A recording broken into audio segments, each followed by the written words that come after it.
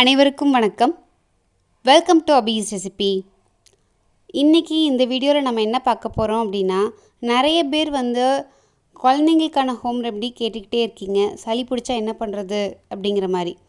So அதுக்கு நான் என்ன ஃபாலோ பண்ணுவேன், தேவுக்கு என்ன பண்ணுறேன் அப்படிங்கிறது தான் நான் உங்கள் கூட ஷேர் பண்ணிக்கிறேன். இது பார்த்திங்கன்னா துளசி செடி, அதுக்கப்புறம் ஓமவல்லி, இது ரெண்டும் வீட்டிலேயே வளர்றது. ஸோ ஒரு கை நிறைய இதை பறிச்சிக்கலாம். அதுக்கப்புறம் பார்த்திங்க அப்படின்னா இதை நல்லா வாஷ் பண்ணி எடுத்து வச்சுருங்க. ஏன்னா செடியில் உள்ளது நல்லா தண்ணியில் போட்டு நல்லா வாஷ் பண்ணி தனியாக எடுத்து வச்சுக்கோங்க. நிறைய மண் குப்பை அந்த மாதிரி இருக்கும். ஸோ அதனால் நல்லா தண்ணியிலையே ஊற வச்சு நல்லா வாஷ் பண்ணிக்கோங்க. நல்லா எடுத்து வச்சுக்கிட்டிங்கன்னா போதும். இப்போ எடுத்து வச்சுட்டு காமிக்கிறேன் பாருங்கள், அதில் எவ்வளோ குப்பை இருக்குது அப்படின்னு சொல்லிட்டு.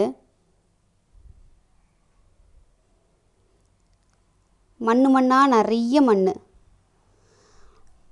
இது காலையில் பண்ணிங்கன்னா போதும். ஸோ ஒரு பாத்திரத்தில் உங்கள் குழந்தைங்க எவ்வளோ தண்ணி குடிப்பாங்களோ, தண்ணி கொடுக்க ஆரம்பித்ததுக்கப்புறம் இதை கண்டிப்பாக ட்ரை பண்ணி பாருங்கள். நிறைய பேர் மருந்து குடிக்கிறதுக்கு கஷ்டப்படுவாங்க, கஷாயம் குடிக்கிறதுக்கு கஷ்டப்படுவாங்க. ஸோ அவங்களுக்குலாம் இது நல்ல ஹோம் ரெமெடியாக இருக்கும். ஸோ தண்ணி எவ்வளோ குழந்தைங்க கொடுப்பாங்களோ அந்தளவு தண்ணியை நல்லா சூடானதுக்கப்புறம் நம்ம கழுவி வச்சுருக்கிற அந்த லீவ்ஸை இதில் ஆட் பண்ணிக்கலாம். இது நல்லா கொதிக்கணும். கொதித்ததுக்கப்புறம் நல்லா ஆஃப் பண்ணி ஒரு மூடி போட்டு மூடி வச்சுருங்க. இது நல்லா ஆறுனதுக்கப்புறம் பார்த்திங்க அப்படின்னா அதோட கலரே மாறி இருக்கும்.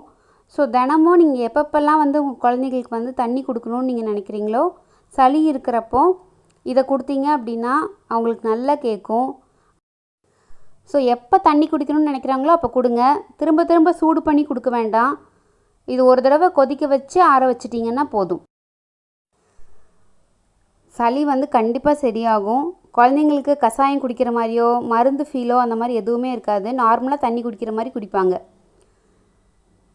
ரொம்ப எஃபெக்டிவாக இருக்கும். ஒரு நாள்லேயே அந்த கோல்டு நல்லா இறங்கும் தெரியும். பெரியவங்களும் இதை ட்ரை பண்ணலாம்.